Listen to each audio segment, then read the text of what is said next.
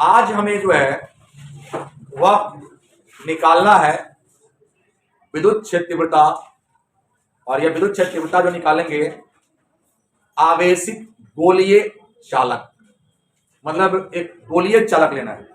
गोलीय चालक से मेरा मतलब हो गया कि एक एल्युमिनियम का, ठीक है, मान लेते हैं कि यह एल्युमिनियम है और यह एल्युमिनियम का गोला है ना। एल्युमिनियम एक चालक है और इसको यह चालक है, तो ये चालक गोलीय चालक आकार में यह गोल है। तो जब यह आकार में गोल है तो देखते हैं, आकार में आपके पास एक गोल है,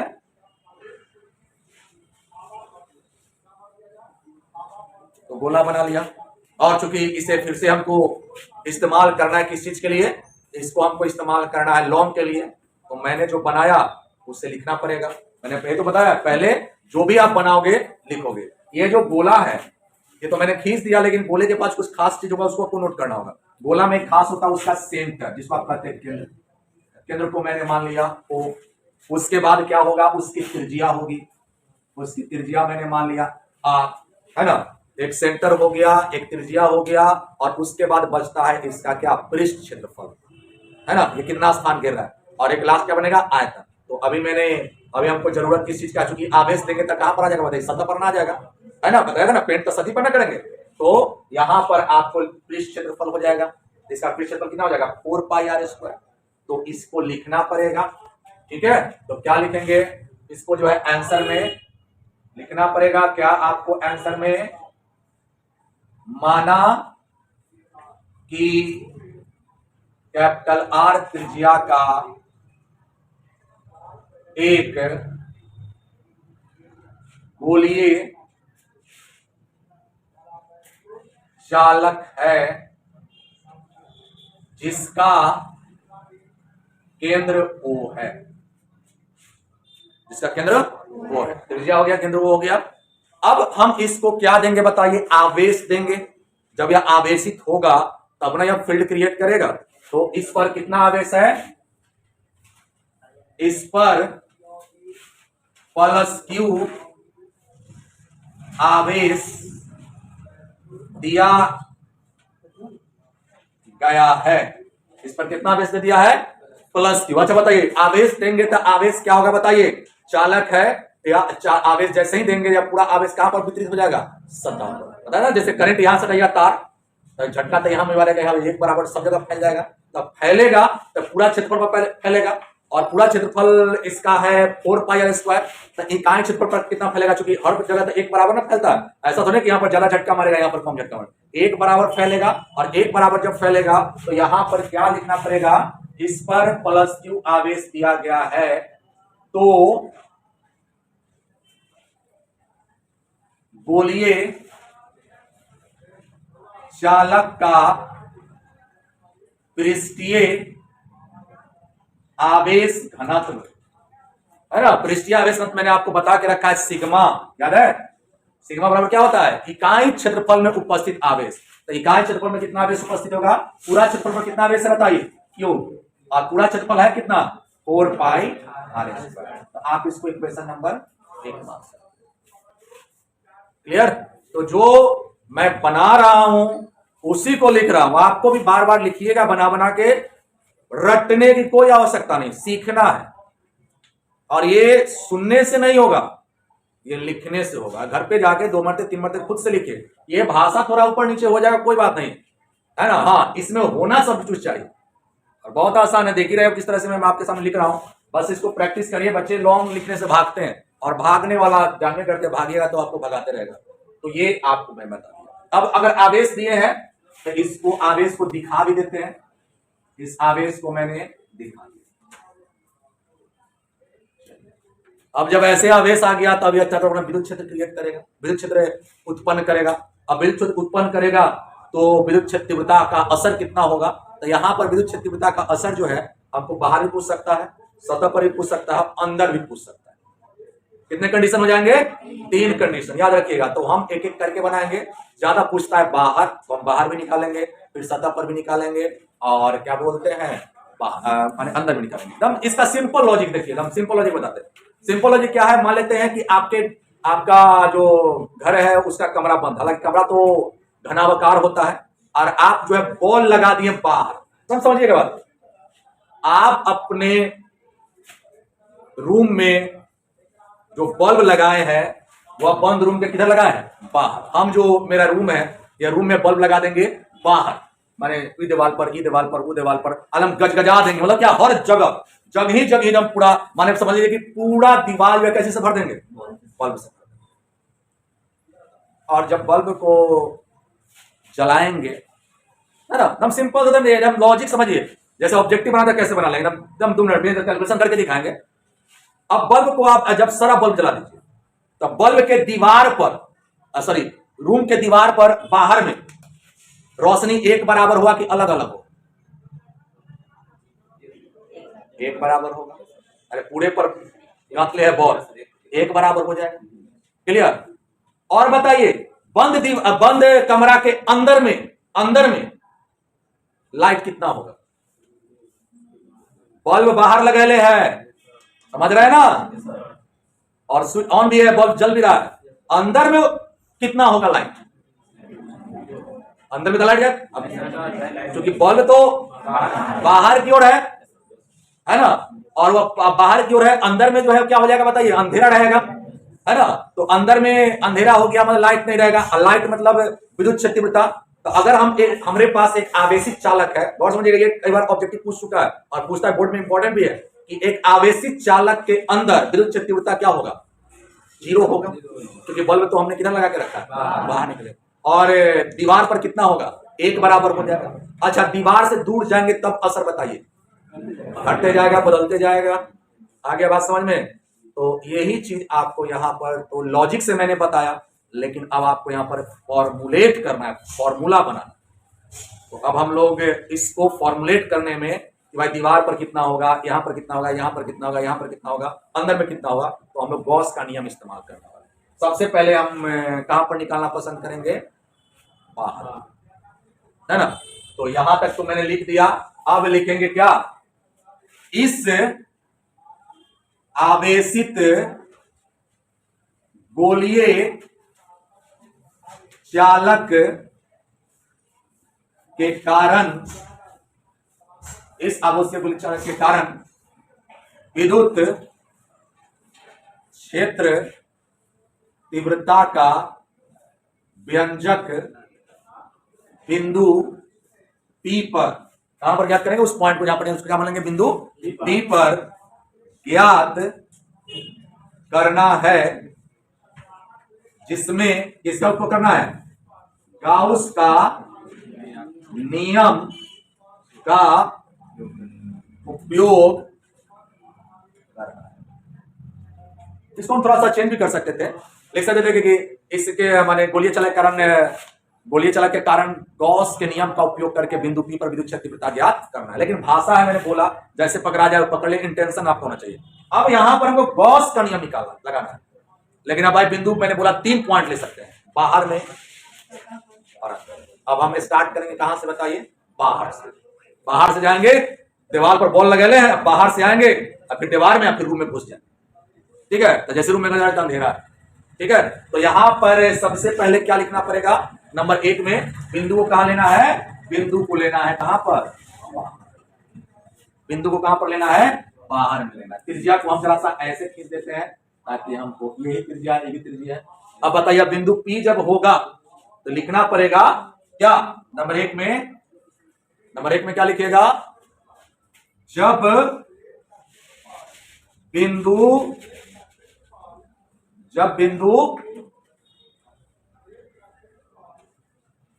गोला के बाहर हो, जब बिंदु गोला के बाहर हो। तो अब यहां से स्टार्ट होगा विद्युत क्षतिवृत्ता का फॉर्मूला। क्लियर? तो आप पहले इतना लिख लीजिए। अब हमें क्या करना है कि इसके कारण बिंदु P पर विद्युत क्षतिवृत्ता निकालना है, और जब बिंदु P कहां पर है, गोला के बाहर, है ना। तो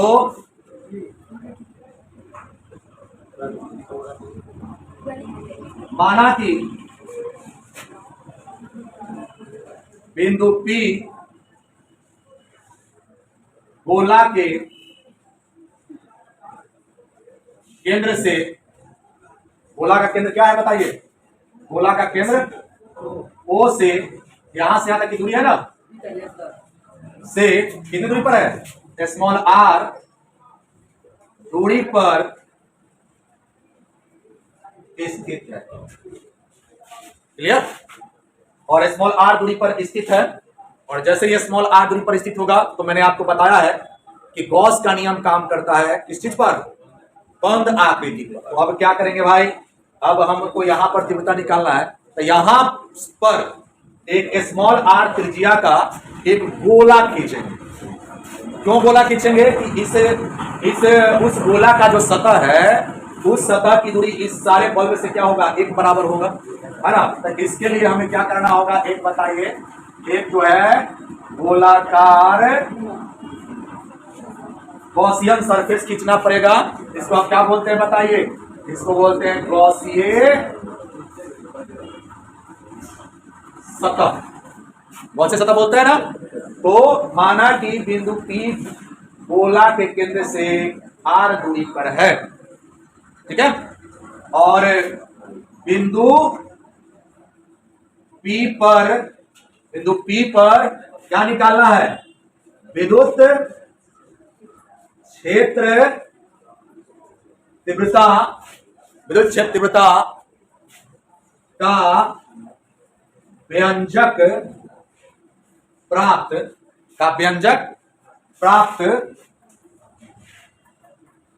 करने, व्यंजक प्राप्त करने के लिए, व्यंजक प्राप्त करने के लिए कितना त्रिज्या का बताइए, स्मॉल r त्रिज्या का क्या खींचा, गॉसिये सतह खींचा। क्लियर? तो यहां पर मैंने गॉसिय सतह खींच लिया है। और बताइए यहां पर विद्युत क्षेत्र तीव्रता का दिशा किधर की ओर होगा बताइए, तो बाहर की ओर प्लस वाला है, तो इसके कारण जो है यहां पर जो बल्ब है विद्युत क्षेत्र तीव्रता किधर की हो जाएगा बताइए, अब हमको कौन सा इस्तेमाल करना है गोला, छोटा वाला कि बड़ा वाला, बड़ा वाला, क्योंकि गॉसिय सतह पर ही ना काम करता है, ठीक है। तो अब गॉसिय सतह पर जब काम करेगा तो फिर क्या होगा, अब जरा देखते हैं इसको। त्रिज्या क्या कर दिया, गॉसिय सतह खींच लिया। अब गॉसिय सतह जब खींच लिया है तो अब मुझे फ्लक्स निकालना होगा। गॉस में तो क्या होता है, गॉस में हमको निकालना होता है I बराबर क्या, क्यू इन बटा में एप्सिलॉन। तो पहले हम क्यू इन ही निकाल लेते हैं।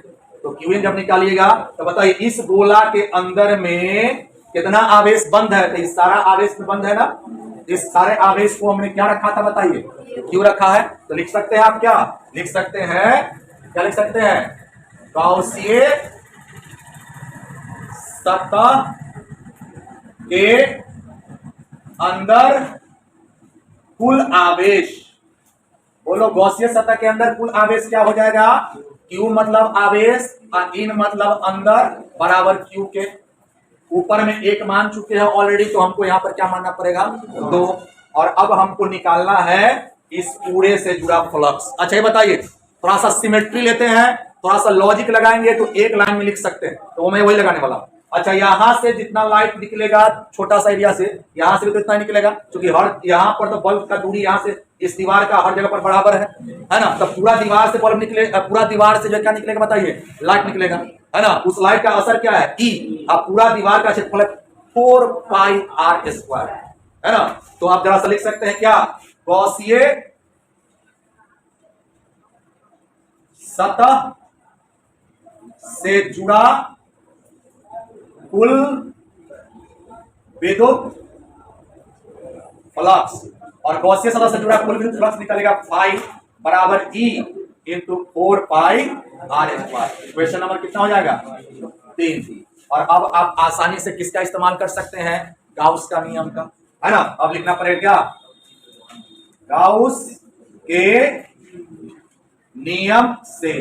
गॉस का नियम क्या कहता है, कि I बराबर होता है Q in by epsilon 0। Clear. और आप किसका इस्तेमाल कर सकते हो, समीकरण 2 और 3 से। समीकरण 2 और 3 लगाओगे। अब क्या कर रहे हो, समीकरण 2 और 3 देख रहे हो, वैल्यू डाल दो। 2 का वैल्यू कितना है, ए इंटू 4 पाई आर स्क्वायर, और क्यू तो रवे करेगा क्यू इंटू पर एप्सिलॉन। ई निकालना था ना, नीचे आ जाएगा, हो जाएगा 1/4 पाई एप्सिलॉन नॉट। तो ये कांस्टेंट, ये भी कांस्टेंट चढ़ जाएगा, और ये हो जाएगा क्यू बटा में यही निकाल। देखो यह लाइट है या दूरी है, उल्टा असर हो रहा है ना, जैसे जैसे दूर जाते हैं लाइट क्या होता है, घटते जाते हैं। फॉर्मूला से मिल रहा है हमको, तो ये हो गया। लेकिन अगर न्यूमेरिकल टाइप में रहेगा या फिर इसको एक दूसरे रूप में भी कभी कभी मिल जाए, है ना, अगर दूसरा रूप में मिल जाएगा तो आप उसको पहचान सकते हो किस तरह से हो जाए। देखो तो यहां पर मैंने इक्वेशन 1 आपको लिखा था, सिग्मा, याद है, देख लीजिए अपने अपने कॉपी में, क्या इसमें सिग्मा का इस्तेमाल हुआ है? तो कभी कभी ई सिग्मा के रूप में भी आ सकता है। तो ये अगर सिग्मा के रूप में लाना है तो थोड़ा सा हमको कुछ वर्क करना पड़ेगा, है ना। तो ये यहीं तक रहेगा, लेकिन अगर कभी काल होता है क्या है कि थोड़ा कुछ हट के चीजें पूछ दिया कर जाता है, स्पेशली फॉर कंपटीशन, तो वहां पर आपको यह सिग्मा के रूप में होगा। समीकरण 1 से बताओ, समीकरण 1 में क्या आया है, सिग्मा बराबर है क्यू बटा में 4 पाई कैपिटल आर का स्क्वायर। अच्छा ये नीचे से ऊपर चल जाएगा ना, sigma into 4 pi R square और क्यू के हो जाएगा, है ना। अब इस क्यू को यहां पर डाल दीजिएगा, है ना। तो क्यू का मान कहां पर रख देंगे, समीकरण 4 में रखने पर। समीकरण 4 में रखिएगा तो क्या हो जाएगा आपका, बताइए, बोलिए। ये निकल के आ जाएगा E बराबर 1/4 पाई एप्सिलॉन नॉट, और क्या हो जाएगा, सिग्मा गुना 4 पाई आर स्क्वायर, और नीचे स्मॉल आर का। 4 पाई से 4 पाई कैंसिल हो जाएगा, ठीक है। तो बच क्या जाएगा, E बराबर sigma by epsilon not, sigma by epsilon not. और उसके बाद आप चाहे लिख सकते हैं कैपिटल आर स्क्वायर बटा में।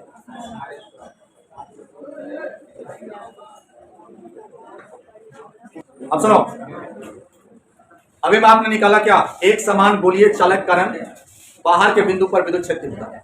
अब आपको अंदर भी या सतह पर भी, तो अंदर और सतह पर आपको डेरिवेशन नहीं पूछा जाएगा बोर्ड के पॉइंट ऑफ व्यू से, लेकिन न्यूमेरिकल बनाना पड़ सकता है।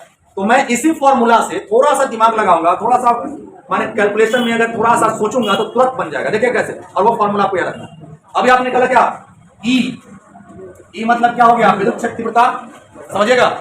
और कहां पर, तो ई बाहर में, याद रहेगा ना, बाहर लिख दिया माने गोला के बाहर। अच्छा ई बाहर में क्या फॉर्मूला आया,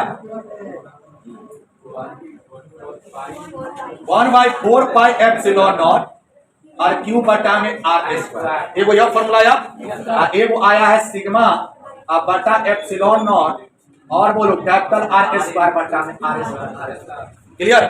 अब जरा सा देख लो ई, अब बार ये कहां पर, सतह पर। अब बोलो सतह पर क्या होगा, वो जरा देख लो।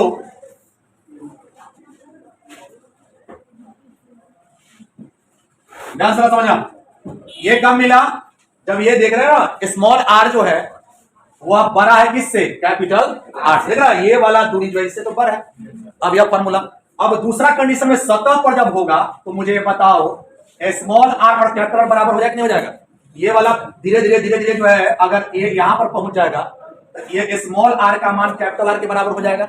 अब यहां पर स्मॉल आर कैपिटल आर के बराबर, तो कुछ फॉर्मूला में नहीं करना, जहां पर स्मॉल आर है वहां पर कैपिटल आर कर दो, तो दूसरा का फॉर्मूला मिल जाएगा। तो बोलो कितना हो जाएगा, 1/4 पाई एप्सिलॉन नॉट क्यू बटा में कैपिटल। अच्छा यहां पर भी वही करेंगे ना कि नीचे कैपिटल आर का स्क्वायर करेंगे, तो कैपिटल आर से कैपिटल क्या हो जाएगा, कांस्टेंट, तो कांस्टेंट कैंसिल हो जाएगा, बच जाएगा सिग्मा बटा में एप्सिलॉन। अच्छा बताइए, सिग्मा यहां पर 1 बराबर था ना, मैंने बोला था कि अगर किसी चालक में अगर आवेश दिया तो जहां पर छुएगा वहां पर लगभग झटका बराबर ही लगेगा। तो जब आवेश एक बराबर है तो लाइट भी क्या होगा, एक बराबर होगा, माने विद्युत बल रेखा एक बराबर होगी, यानी विद्युत क्षेत्र तीव्रता एक बराबर होगा। अब फार्मूला का मान क्या हो गया, सिग्मा बटा में एप्सिलॉन। याद रखिएगा, ऑब्जेक्टिव में बहुत काम आएगा, कई बार बोर्ड में पूछ चुका है, गोलीय चालक के नजदीक विद्युत क्षेत्र तीव्रता होता है तो सिग्मा बटा में एप्सिलॉन है ना। संडे को यह काम आएगा ये सब फार्मूला। और तीसरा, ई कहां पर चल जाइए, अंदर में, ई अंदर में, बोलो अंदर में क्या होगा, अंदर में क्या होगा, अंदर में विद्युत क्षेत्र तीव्रता क्या होगा, जीरो। अब ऐसा ना कि सर यहां डाल दिए हैं तो इस तरह है, मैंने लॉजिक इसलिए पहले बता दिया था, लाइट अंदर है बल्ब बाहर है तो लाइट अंदर क्या हो जाएगा, जीरो। तब किसी चालक के अंदर विद्युत क्षेत्र तीव्रता हमेशा जो है जीरो होता है। तो ये आपको बहुत ही इंपॉर्टेंट फॉर्मूला है और ऑब्जेक्टिव क्वेश्चन जब आपको क्या डील करना है, गोलीय चालक के कारण विद्युत क्षेत्र तीव्रता का